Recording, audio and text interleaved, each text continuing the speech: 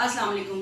پاکستان قدرتی طور پر اللہ تعالیٰ کی جانب سے ہمارے پاس یہ جو تحفہ ہے پاکستان کا، ایک نعمت ہے، یہ ایک اسٹریٹجک لحاظ سے، جغرافیائی لحاظ سے ایک ایسا خطہ ہے کہ اس کی اہمیت تاریخ میں ہمیشہ قائم رہتی ہے۔ اور آج کل جو بھی صورتحال اس وقت پوری دنیا بھر میں چل رہی ہے، پاکستان نہ صرف اپنے جغرافیائی صورتحال کی وجہ سے امپورٹنٹ تو ہے ہی، ساتھ ساتھ اسلامی دنیا اور جو مغربی دنیا ہے اس کے درمیان میں بھی ایک پل کا کام پاکستان کر رہا ہے۔ ہم موجود ہیں اسٹریٹجک اسٹڈیز انسٹیٹیوٹ اسلام آباد میں، اور طلعت شبیر صاحب جو اس کو ہیڈ کرتے ہیں وہ ہمارے ساتھ موجود ہیں۔ یہاں پر کانفرنسز بھی ہوتی رہتی ہیں اور یہاں پر ڈائلاگ مستقل ہوتا رہتا ہے۔ انہی سے جانتے ہیں کہ اس وقت پاکستان مشرق وسطیٰ اور مغربی دنیا کے درمیان کس طرح سے کھڑا ہے۔ السلام علیکم سر۔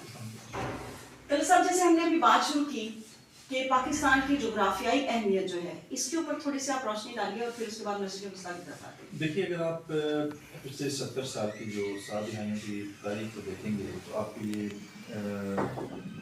لگتا ہے کہ جتنے بھی بڑے واقعات ہوئے پاکستان میں پیوٹ رہا اس کا۔ فار ایگزامپل کولڈ وار جب ہوئی، جب سوویت یونین کی انٹرونشن ہوئی افغانستان میں، تو ہم فور فرنٹ پہ تھے اور ہمارا جو ہے نا بہت اہم کردار تھا۔ اب چونکہ اس وقت کولڈ وار کے دوران پوری دنیا کا فوکس یہ خطہ تھا اور ہم اس میں بہت امپورٹنٹ تھے۔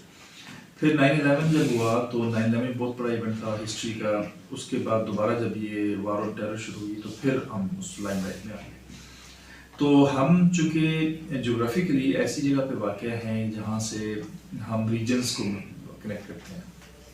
فار ایگزامپل ابھی اگر بیلٹ اینڈ روڈ انیشیٹو اگر آپ لیں گے چین کا، تو اس کا جو بڑا خاکہ ہے وہ خاکہ ایسے ایک بیلٹ اور روڈ کو جو ہنج کرتا ہے وہ پاکستان ہے۔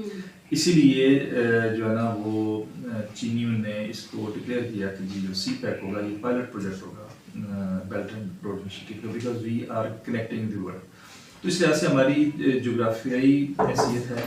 اس کے علاوہ یہ ہے کہ ہمارے چونکہ 250 ملین پاپولیشن ہے اور اس میں ہم جو ہے بڑا ملک ہے ہمارا، تو اس میں کافی ہمیں اس کا ایڈوانٹیج ہے کہ لیکن یہ ہے کہ انفارچونیٹلی میرا یہ خیال ہے کہ ہم اس اپنی جغرافیائی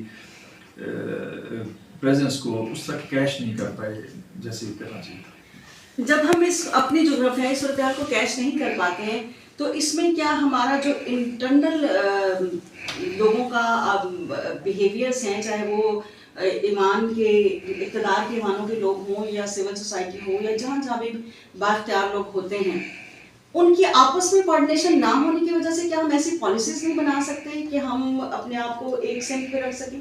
دیکھیے، میرا خیال میں اس میں دو بڑی وجوہات ہیں۔ ایک وجہ تو یہ ہے کہ چونکہ ایک ملک ماضی وجود میں 1947 میں ہمیں تھوڑا سا لیڈرشپ کا بھی ایشو رہا کہ ہماری لیڈرشپ میں پھر پالیسیز میں کنٹینیوٹی نہیں رہی۔ پھر جو بڑے بڑے مسائل ہوتے ہیں وہ سوسائٹی ہوتی ہے، پوری جو معاشرہ ہوتا ہے، اور پھر ہوتی ہے آپ کی اکانومی ہوتی ہے، پھر آپ کے جو گورننس کے جتنے بھی ٹیئرز بنتے ہیں ان کے مسائل بھی ہوتے ہیں۔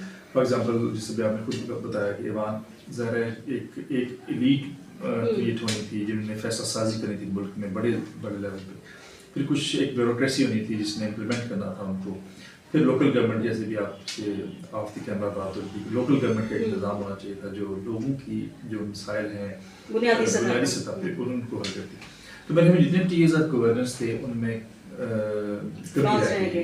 فلاز رہ گئے، اور ہم انہیں کو ایڈریس کریں گے تو میرے خیال میں ترقی کی جو ہے نا منازل طے کریں گے، اور یہ سارے ضروری ہیں۔ For example we is also very important کہ سوچ فکر کیا ہے آپ کی، آپ نے کہاں جانا ہے، یہ کسی بڑے لیول پہ بندے نے سوچنا ہوگا، پھر کرنا کیسے ہے، جانا کیسے ہے، اس اسٹریٹجی کیا ہوگی، اپروچ کیا ہوگی، وہ شاید مڈل ٹیئر کی لیڈرشپ کرے گی، بیوروکریسی کرے گی، یا جو لوگ پھر یہ ہے کہ لوکل گورنمنٹ میں جو لوگوں کے ساتھ بیٹھتے ہیں، یونین کونسل کے لیول سے آپ بات کر رہے تھے، تو وہ دیکھیں گے۔ تو یہ پورا نظام ہے، سارے لوگ اپنی اپنی جگہ امپورٹنٹ ہیں، لیکن سب لوگ جب کردار ادا کریں گے تو یہ مسائل کے حل کی طرف بڑھیں گے۔